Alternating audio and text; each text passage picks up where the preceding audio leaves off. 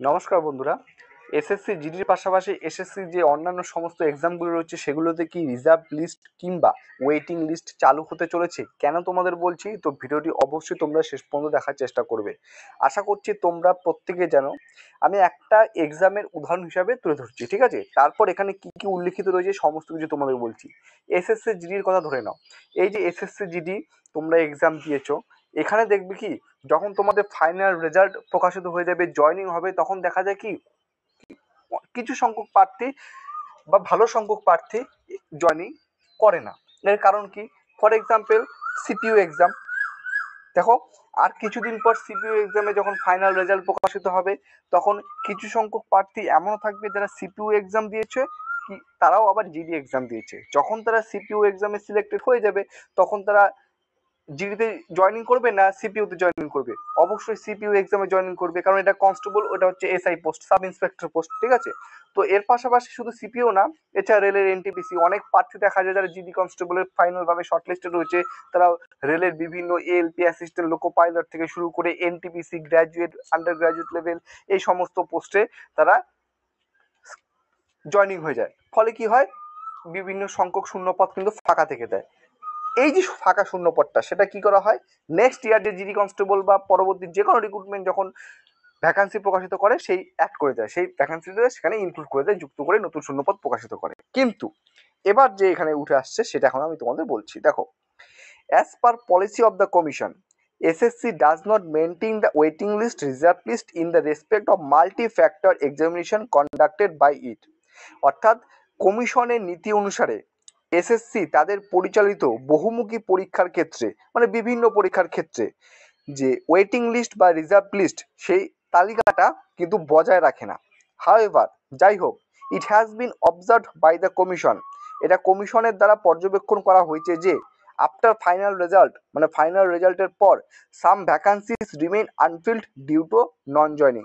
কিছু শূন্যপদ কি করে থাকে, আনফিল্ড, মানে অপূরণ হয়ে থাকে, পূরণ হয় না। কিসের জন্য? নন জয়নিং, কারণ সেই শূন্যপদগুলোতে তারা জয়নিং করে না। কেন জয়নিং করে না? কারণ এটার থেকে আরো বেটার পোস্ট পেয়ে থাকে, এর জন্য তারা সেখানে চলে যায়। দেখো তারপরে কি বলছে, therefore in an endeavor to fill all the notified vacancies to maximum, the commission is contemplating to introduce a scheme for single round of post allotment sliding, seeking to fill up unfilled vacancy reported after document verification through extent cutoff। এখানে বলছে, অতএব সমস্ত বিজ্ঞপ্তিপ্রাপ্ত শূন্যপদ সর্বাধিক পূরণের প্রচেষ্টায় commission একক রাউন্ডের পদ বরাদ্দের জন্য একটি প্রকল্প চালু করার কথা ভাবছে, যেখানে ডকুমেন্ট যাচাইয়ের পরে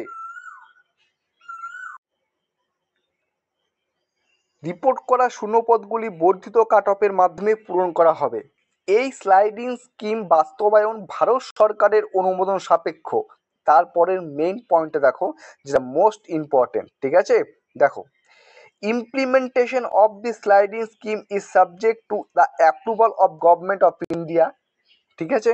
অর্থাৎ এই স্লাইডিং স্কিম বাস্তবায়ন ভারত সরকারের অনুমোদন সাপেক্ষে, ইফ অ্যাপ্রুভড, যদি সেটা অনুমোদিত হয়, complete modalities of its implementation will be notified by the commission on its website.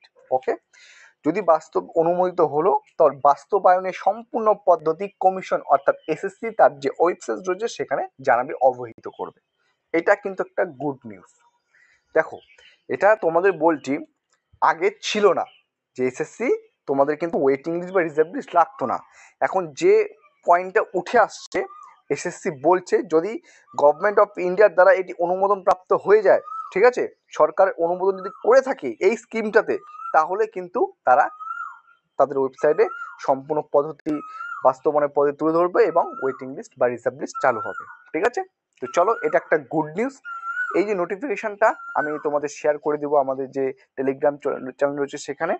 দেখা যাক পরবর্তীকালে এর থেকে কি আপডেট উঠে আসছে। ঠিক আছে? অফিসিয়ালি ভাবে একটা আপডেট উঠে আসছে, তো তোমাদের জানালাম। তো চ্যানেলের সাথে জুড়ে থাকবে। জয় হিন্দ, জয় ভারত।